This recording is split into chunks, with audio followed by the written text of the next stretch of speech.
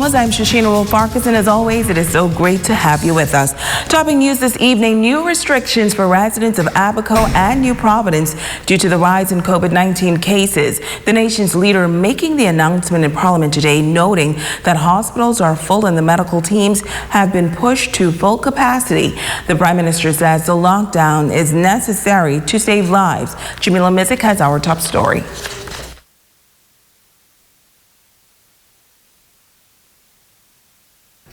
The nation's leader, Prime Minister, the Most Honorable Dr. Hubert Minnis, announcing a full weekend lockdown for Abaco and New Providence. The lockdown will begin on Friday nights and end on Monday mornings.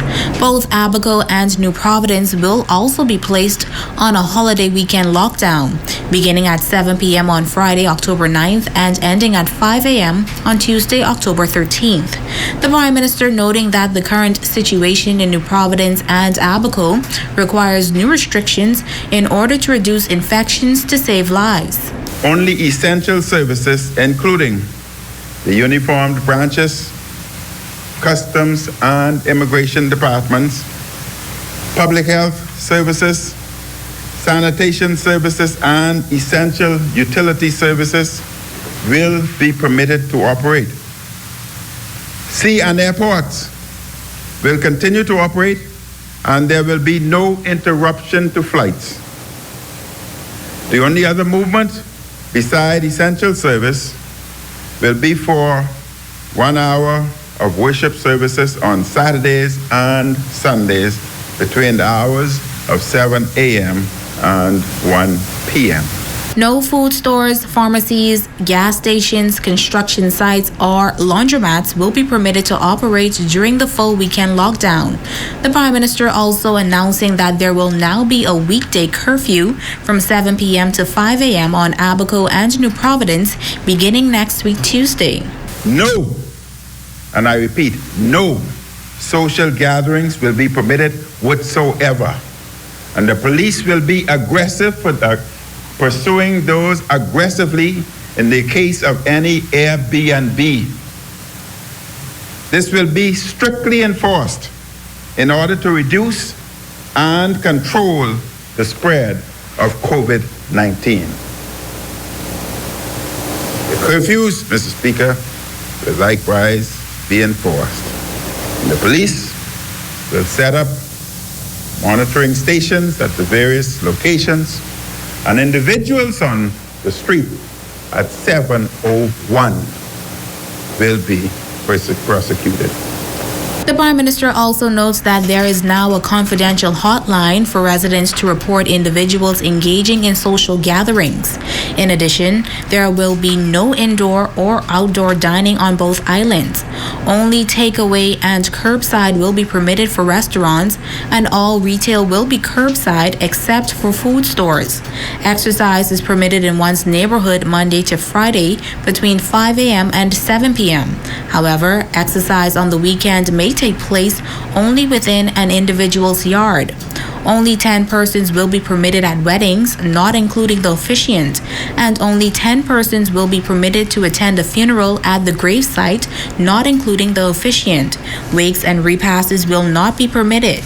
I understand, Mr. Speaker, and fully acknowledge that these changes will be difficult for those who are planning for a larger number of individuals at weddings and funerals this coming weekend. In order to reduce the movement of residents of New Providence, I also wish to announce that schools on New Providence and Abaco may only proceed via virtual means. The Prime Minister says there has been no change to the current travel regime, and the opening of the international tourism sector remains set for November 1st. He says Bahamians and residents seeking to book hotels on Abaco and New Providence will be required to have a negative RT-PCR COVID-19 test before entering those facilities. As a part of our enforcement efforts, all fines for breaching health protocols, except for the mask violations, will be doubled.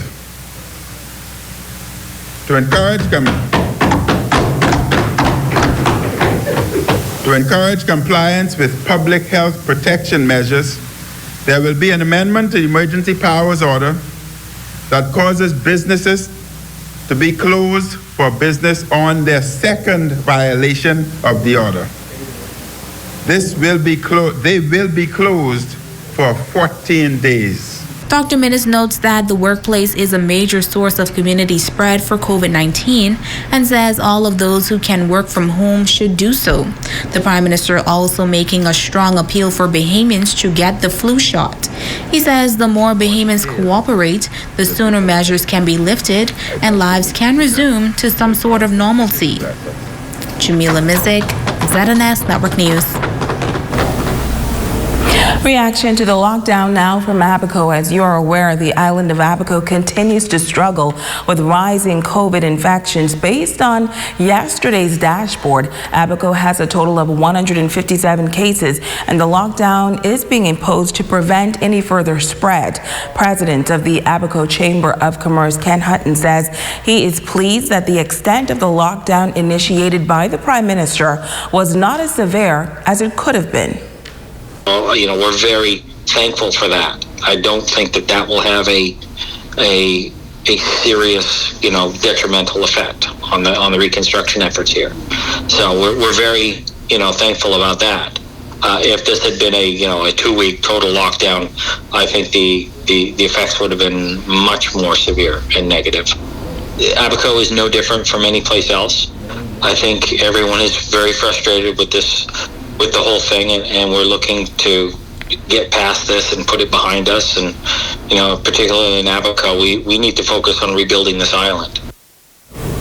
In the meantime, though, Hutton is calling for better health data and information to be available for Abaconians.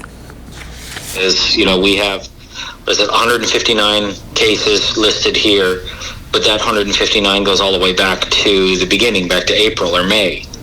Does that mean that we have 159 active cases in Abaco right now? Probably not. So the question is, how many active cases are there in Abaco? How many active cases have come up in the last 2 weeks? Is it really a spike, or is it just an increase? Well, the outbreak of COVID-19 has created opportunities for growth in blended learning and education technology for many schools, with teachers and students heavily relying on the internet to carry out teaching lessons on a daily basis. Availability for the internet is essential, but as Jay Foley tells us, some schools are already having challenges. Electronic learning platforms have become the new way of teaching in a COVID-19 environment, but a number of private schools on Grand Bahama are already experiencing challenges with the internet service. In an interview with General Manager in the Northern Service for Rev and Alive, he noted that the issues were as a result of failure of an air-conditioned unit in New Providence in which some equipment overheated. Consequently, the issues impacted teachers and students in the classroom and at home. The internet has been quite unstable, and obviously that affects, remember, using Zoom and other web-based applications. That has serious effects on those type of technologies. So we've been basically having a lot of drops in our network connections and the internet connections. It's been basically up and down, really sporadic. And that's certainly been hard on the school as far as getting the virtual education across. It really does affect the virtual learning, especially because you need the internet. And so I've had some of my classes where I told them, just log off, don't worry about class, because it's not enough bandwidth for me to be online teaching in a conference, a video conference, because every 3 seconds it drops. And I come up, can you hear me? I spend more time asking the kids if they could hear me than I did teaching. We have heard from some of our parents, though, and our students that they may have had some issues here or there. They would contact the school when that's happening. Either, one of myself or one of the vice principals, they would let us know. We would send messages to our students via chat groups, emails, etc. And our teachers have very much been working with our students. We realize that many persons are using the internet all at once, and that causes strain trained. And so you know then that you will have some times when there may be difficulties getting on, etc. And so it's just a matter of being compassionate, being understanding, and working through the issues together. Computer science teacher at Tabernacle Baptist Academy, Nolan Dawsett, says he hopes that a lesson was learned for internet service providers moving forward. In my personal and professional opinion, I don't think our country is prepared from an internet standpoint for what has happened. So I don't really place all the blame on BTC or Cable Bahamas, because no one expected this. No one really expected this level of a pandemic to happen. No one expected the internet infrastructure to be used the way it's used right now, because it's being used, massively. So they couldn't have expected what was going to happen right now. What I would suggest, I hope to see them take this experience as a lesson and actually upgrade the infrastructure to be prepared for anything that happens like this next time. Educators say that adjustments had to be made rather quickly as the issues were beyond the control of the school and students. We have to understand that this is out of their hands. There's not much that they can do if they don't have the internet access. What some of the teachers have done, what I have done is we'll tell them, take a picture of it, handwrite it, take a picture of the work, and send it in a WhatsApp group to us so we can actually see the work and mark it and grade it from there. The Anglican system have been very proactive in having Cable Bahamas come into all of our schools and put in the fiber internet lines. So we're expecting that very soon the internet challenges that we're having will be completely resolved when that fiber line is completely installed and we have all of the equipment necessary. I'm Jay Philippe, ZNS Network News. Excellent story, Jay. Well, it's day 3 of classes in the public school system, and students and teachers are making adjustments in order to adapt to the new norm. As Jamila Mizik reports, some institutions are seeing an uptick in enrollment.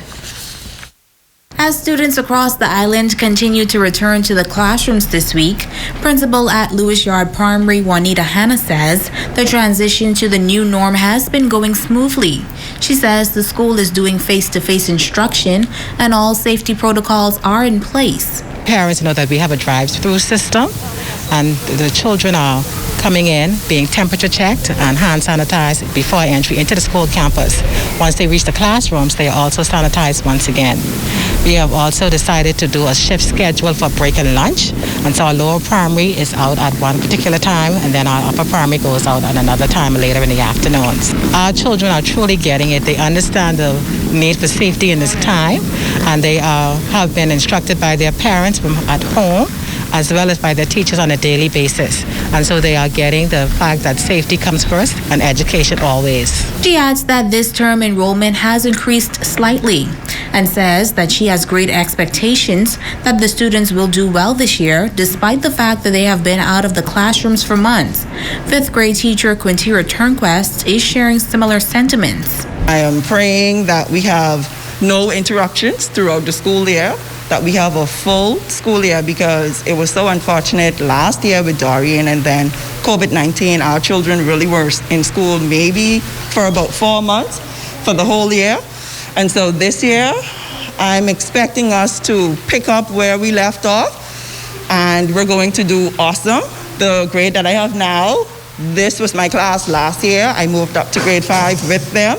And so we're just picking up where we left off, and I'm expecting great things to happen with my children this year. Meantime, over at the Sister Mary Patricia Russell Junior High School, acting principal Albert Jones says before students returned to the classrooms, parents were able to meet with administrators. But once we informed them of how we were going to operate, I think there is a lot of confidence, and that showed in the turnout for grade 7 especially. We had basically almost our quota. For grade 7 on Monday. We had grade 8 in on Tuesday, and now grade 9 in today. And starting on Thursday and Friday, then we'll be running our regular timetable.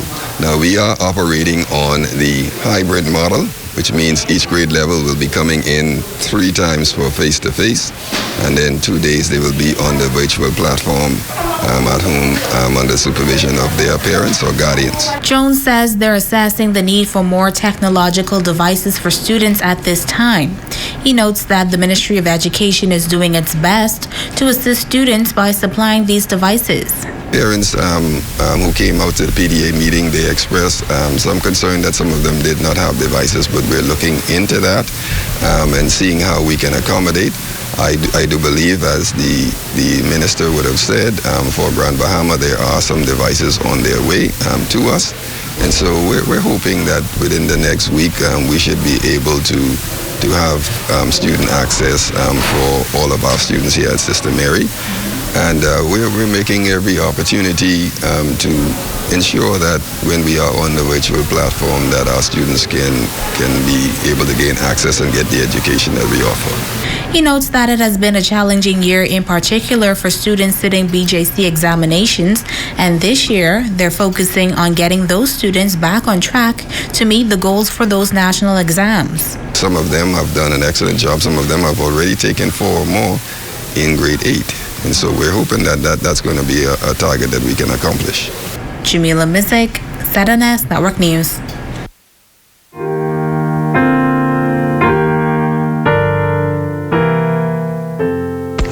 Good evening, my brothers and sisters.